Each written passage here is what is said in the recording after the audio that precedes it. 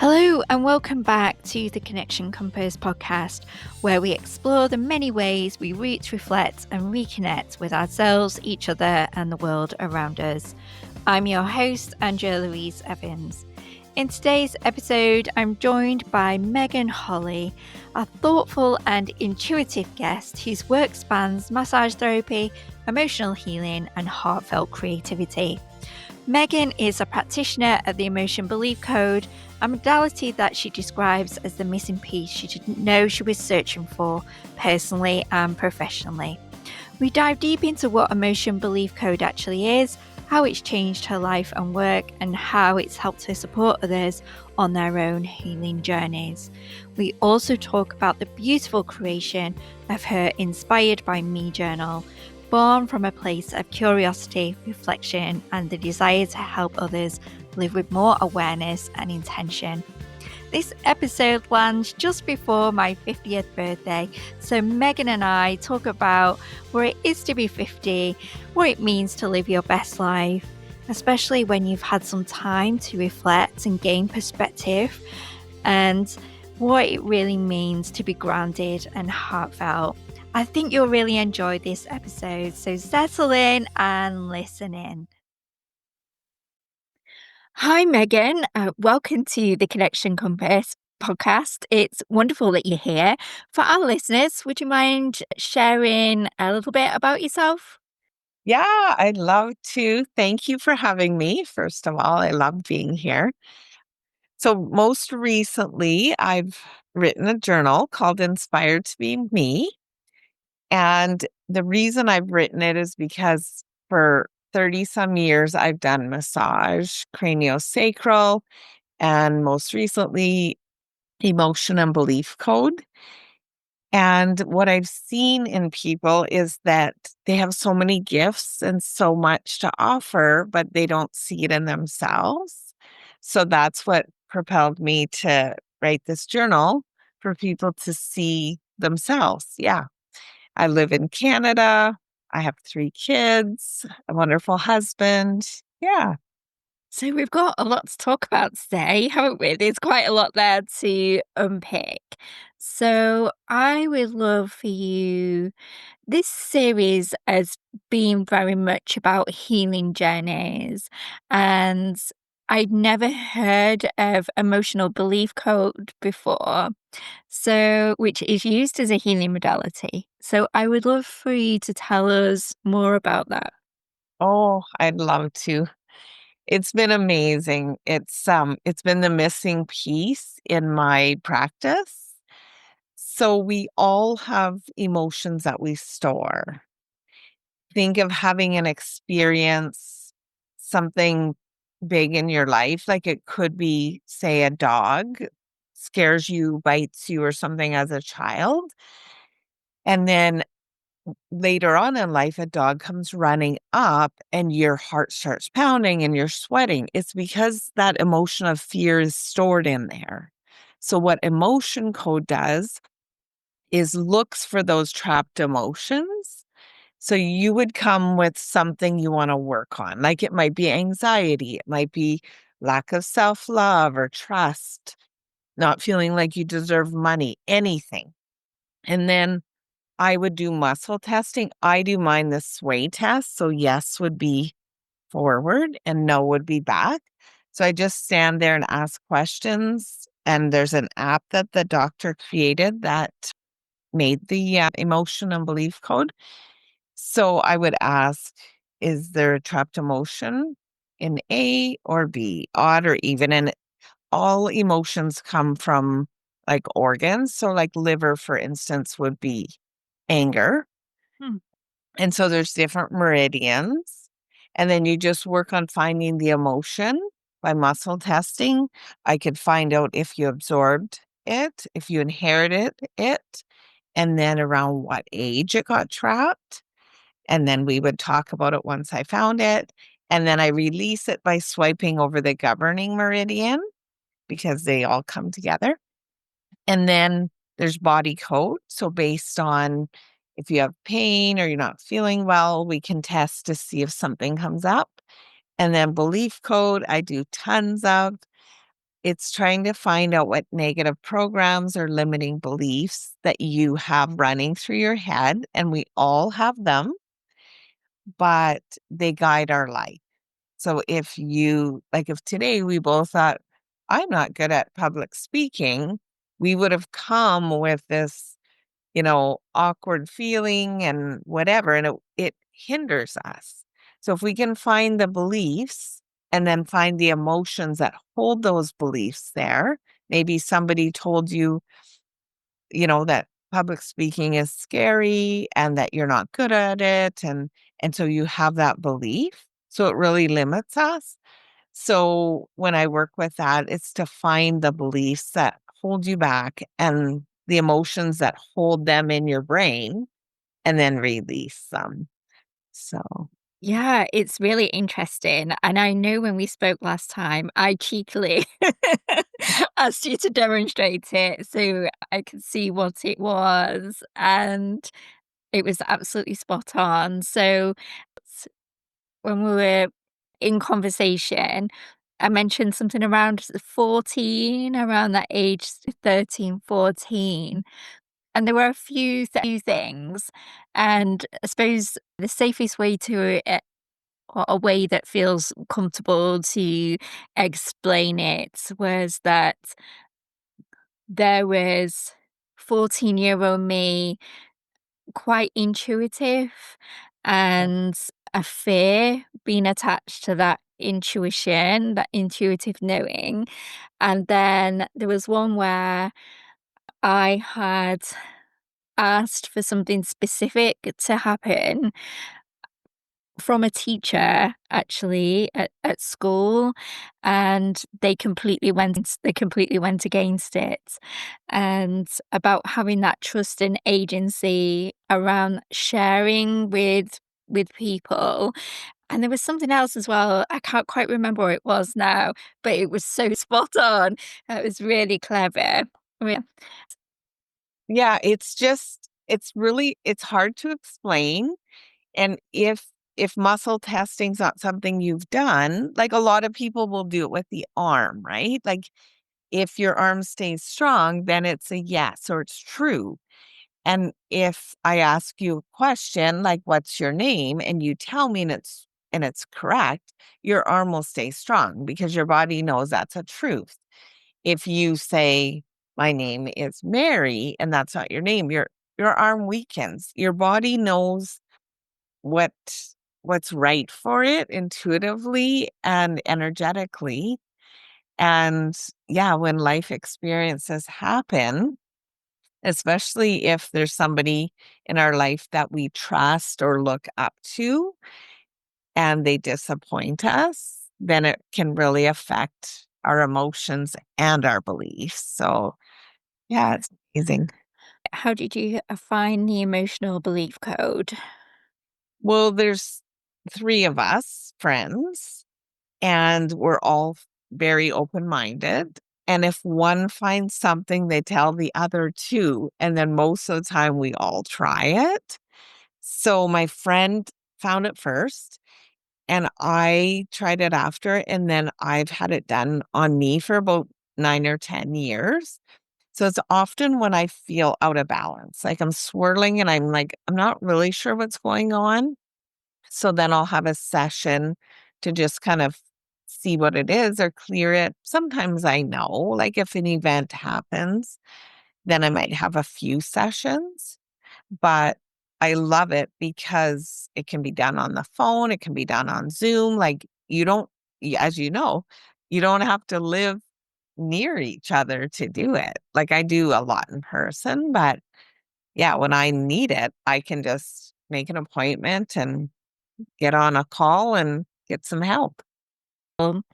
Why do you feel there's lots of people really being drawn to these healing modalities currently? Do you have a viewpoint on why that might be? I feel like at least it's becoming more accepted and people are becoming more open-minded. Like they're starting to see, like they actually can measure energy, like they can actually prove some things, right? Like our energy from our heart wall. They can actually measure how far it goes out. And if it's explained in a way to somebody that's new that they can understand or verify, it makes more sense, right? Like when even you and I meeting on Zoom, we had a feeling of each other before long. Like, is it safe? Is it good? And it's kind of like when you're out in public and you get a sense like something's not right. Mhm. So we all kind of understand how it works. It's just some people are more open to it. And there's so much more stuff now, like meditation and all of that, that's in the general energy field, energy work. So it's becoming more mainstream, which I love. Yeah. I know before you mentioned that you felt it was the missing piece to your Yeah. work. Do you think it was also the missing piece for yourself? I think so. Yeah. Like it's like when you're like, what's wrong? Or how do I work with this feeling I'm having? And like we can meditate, we can journal. There's a lot of things we can do, but sometimes it doesn't feel like it gets to the root, Yeah. or we think we know what it is, but we're not sure. And then we have a session and it goes right to an event that happened in our life. Like if when I'm doing it with you, I didn't know any of your stuff, right? And then I just test and I'll be like, is it under 20? Is it under 10? Until it tells me. And then I find it really validates for me or for somebody. Okay, that's what created this imbalance or this feeling, emotion, or life event. So, yeah, gives people some validation for sure. Yeah. And then can you share us about it being a missing piece in your work? How has it opened up your work? Yeah. That has been the most amazing because doing massage for this long, you might come back every week or month and have the same, right shoulder problem. Mhm. Well, and we all know why. Like we're that hands dominant, we do repetitive, but it's like, why can't I just get rid of it for like longer sometimes? And so often I would just say to people, do you want me to do emotion code with you for the last 10 minutes? So as they just laid there, then I would do it and it would bring up things, and there's a book out, How to Live 365 Days a Year, or something like that. And he believes that 3 out of 4 hospital beds are filled with people with emotional trauma, trapped. Mhm. So if we understand when we store these things, it's like how everyone says, oh, I have so much stress in my shoulders. It's basically trapped emotions, is what you're saying, right? Mm. Anxiety, frustration, overwhelm. So once you can find the cause and release it, then often they'll have like feel lighter or you can breathe better.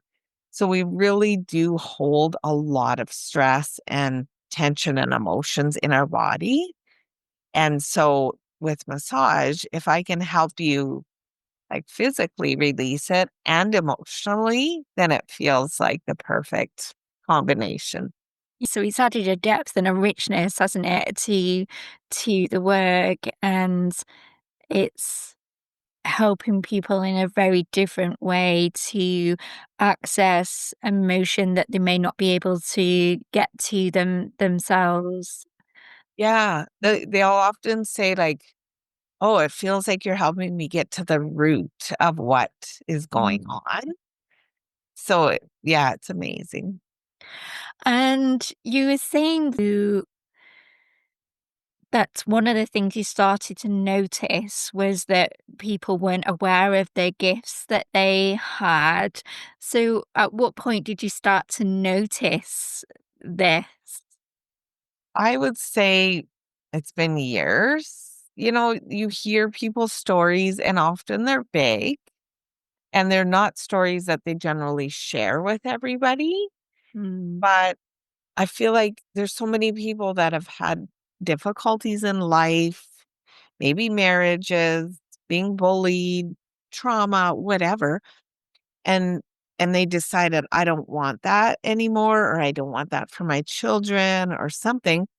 Mm. So I feel like they started and then they just climbed this huge mountain and they changed their life, they changed their family's life, but then they still almost associate with that old person, like that's still holding them back even though they've made it here. And I just wish for everyone that they could see, if I can do that, I can do anything. You know, they have a gift of perseverance and changing their life. Like that is massive. Mm. And what's the biggest change you've seen in somebody? Oh, I have a client that grew up in the worst abusive family, that I've ever heard of, and was married, has children, is like just a great family. And it's just amazing to think that you went from being raised like that all those formative years, and the abuse was huge. And Mm. then to just like to be able to somehow create a bond with a wife and have children and create whatever a normal family would look like. Yeah. I'm just like, if you can do that, you can change the world. That's Yeah, amazing. to help other people as well, potentially to help others as well, Yeah. in that who are living in that environment. So, Yeah. coming to your journal then, so you've created journals through your work, haven't you? Yeah. So can you share about the journals? Yes, I'll show you them. I have yellow. It's called the Self-Love Journal, Mindfulness, Growth, and Reflection. So there's 6 per 6 months. There's teal. Oh, Can you see it? Yeah. yeah, that's beautiful. And then there's plum.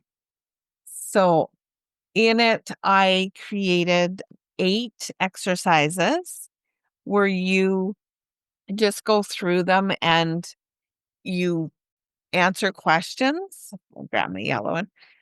So some of the questions are like, go back to when you were a child and find a photo, if you have one, of a day when you were happy, like and having a great time, or just in general. But what I've learned is not everybody has a happy childhood. Yes. Fine days.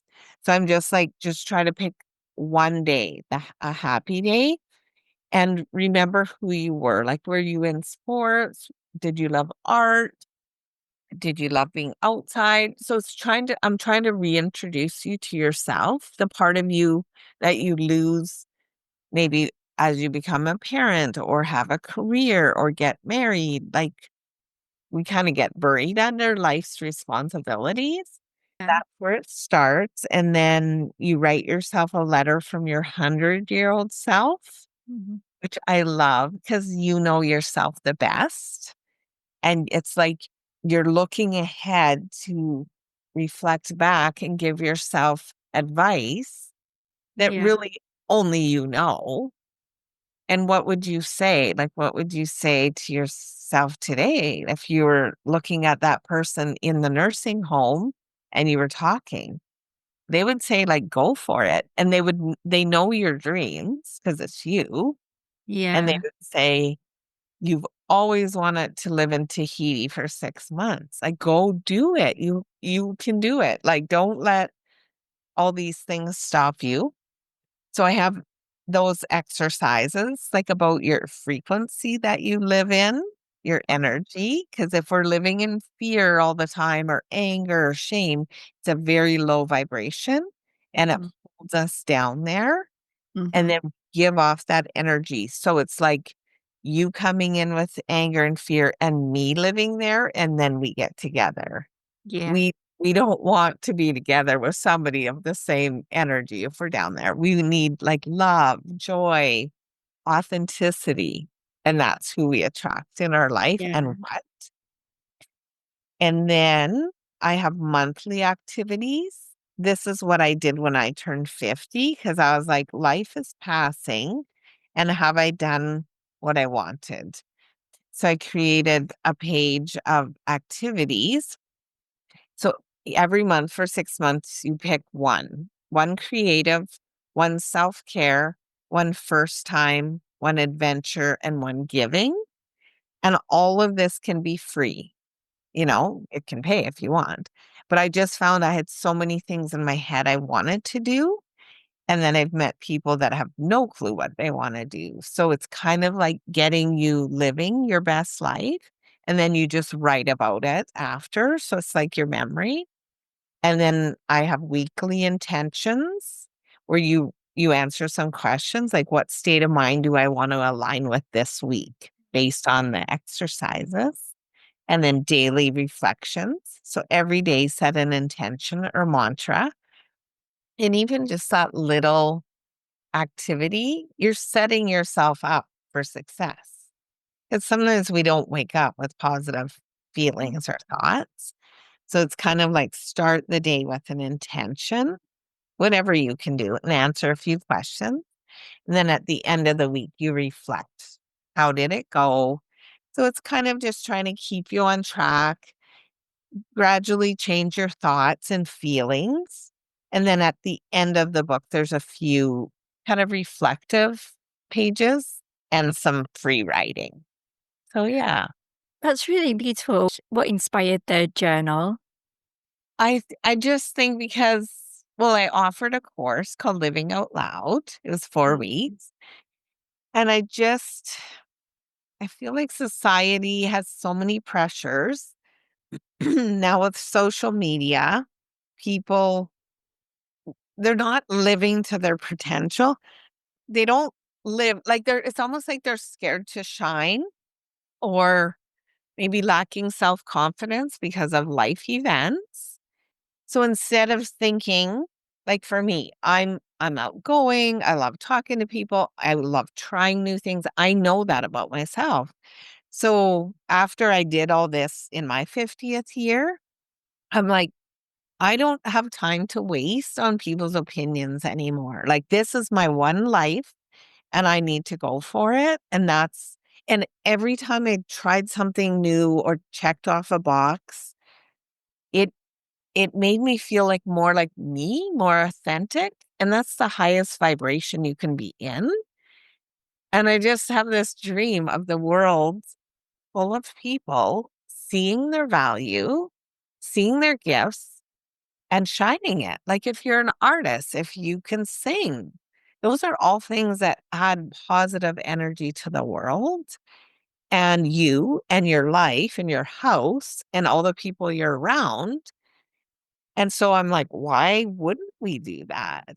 So that's my dream. And especially for teenagers, like if at that age you can see this is what I'm good at, and I'm not going to apologize to anybody. I'm just going to live my best life. It would be so different. I mean, I'm so with you. I'm totally on board with what you're saying. We are a similar age. Yeah. I haven't quite hit my 50th yet, although by the time this podcast goes out, I'll either just be there or just be after. And I feel like I've been really, really lucky to live this time. And I feel incredibly grateful for everything that I've experienced. Do you think it's something particular about our generation and the way our experiences were of growing up compared to today? I would not have survived mobile phone culture, like, at all, like, the online world. I was jeans, Doc Martens shoes, maybe a bit of foundation, eyeliner. Everyone was into music. I just remember being with my friends and hanging out at the park or going shopping, or sometimes they had, like, free festivals in the centre of Manchester and we go and listen to the bands, or we go Yeah. the college place and things. We weren't focused on an insular world, I suppose, in what I'm trying to say. And to some degree, social media is like that. You're across the world from me. We're opposite, opposite ends of Yeah. the world, and or across from each other, I should say. What about you? How did you find? Yeah. I am so, so thankful for how we grew up. I was on a farm, outside all the time. Yeah, like, I was just, like, busy living, and I also find today, like, being on the phone, there's a huge component of nature that is super, super important for our health. Having our feet on the ground, the earth energy, the healing, the connection, and that's just one massive part. The other part is, yeah, the social media, the pressures, the not like being friends, but in real life, not friends. They meet up and don't seem to have the conversations, a lot of them. There's a lot of pressure and like looking at other people's lives, seeing all the amazing details, but not the reality. So I feel like, yeah, we were super lucky, and I feel like there's a so much more stress and anxiety today because I mean, we know that the phone is addictive. They can prove that. So we didn't really have the same things. Like, I mean, if you read a book, it ended. You're not going to just read books for hours a day, most likely, but you can have your phone and you need it for a lot of things. So it's not like you just set it down on the kitchen table and don't look for it for, like, hours, because you might need to tell someone or you might need to phone, you might need to take a photo. So it's made so we wanna carry it around, but I think that people are really missing social aspects, and you might not feel like you're missing it, but you're not having genuine connections that, those ones where you go for the walk to the park, you meet at the music festival because you can sit home and scroll on your phone and be entertained for hours on end. And most of us do it sometime, but I think people are just becoming more and more lonely. Then they're not using the time they have where they would go visit someone, a friend, but as well as elderly people, because you drive by, like, I'll drive by where I know some of them live, and I'll think, "Oh, I gotta stop in there and say hello." But sometimes we're tired, so we just wanna go on our phone. So there's a whole bunch of levels depending Yeah, on each person, where you're missing. yeah. And do you like being 50? I would say I've really embraced every age, really. Yeah, I think so too. There's good at every age, and, like, I feel like also, again, society tells us you're getting old, like, you don't look as good, you have too much weight, you have wrinkles, you need to fix all these things, but I found at 50 when I was like, I'm half done my life for sure, almost for sure. What have I not done?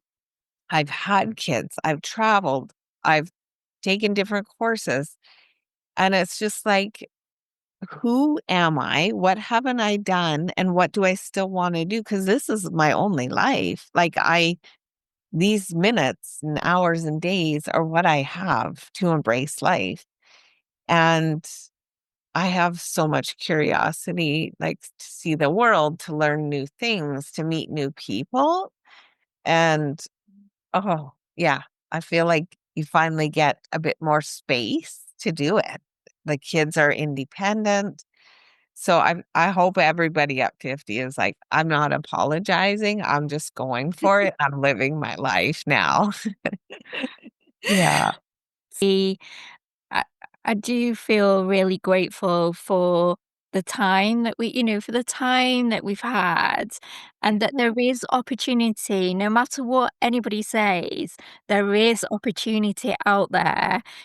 It's like you have to get out of your own head and Yeah. just go and explore, go and do it, and whatever barriers you think they are, you can overcome them, can't you? Well, and look at what you did in other times of your life. Like, look at what you did between 20 and 30. If you only had 10 years left, you could be a doctor in 10 years. Like, you could travel the whole world in 10 years.